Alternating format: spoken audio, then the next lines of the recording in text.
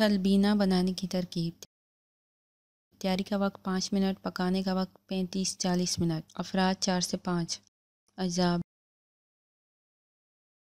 जो आधा कप दूध, 6 लीटर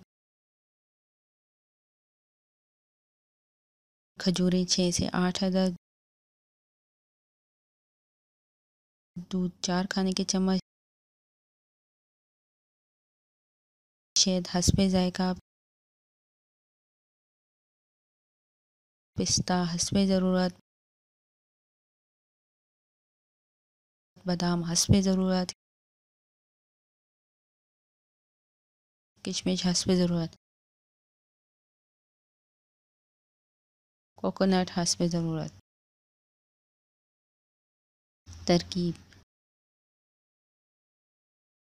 जौ को धोकर रात भर 3 से 4 घंटे के लिए भिगो कर रख दें। अब एक पैन में दूध गर्म करके उबाल लें। फिर इसमें भिगोई हुई जौ डालकर 25 से 30 मिनट के लिए जौ को गलने के लिए पकाएं। अब खजूरों की गुठलियाँ निकाल दें। फिर एक ग्राइंडर में खजूरों और दूध को डालकर अच्छी तरह ग्राइंड कर लें। अब इसमें खजूरों का पेस्ट, शहद और दूध डालकर दरमियानी आंच पर गाढ़ा होने तक के लिए पकाएं। फिर इसमें ड्राई फ्रूट डालकर अच्छी तरह मिक्स करें।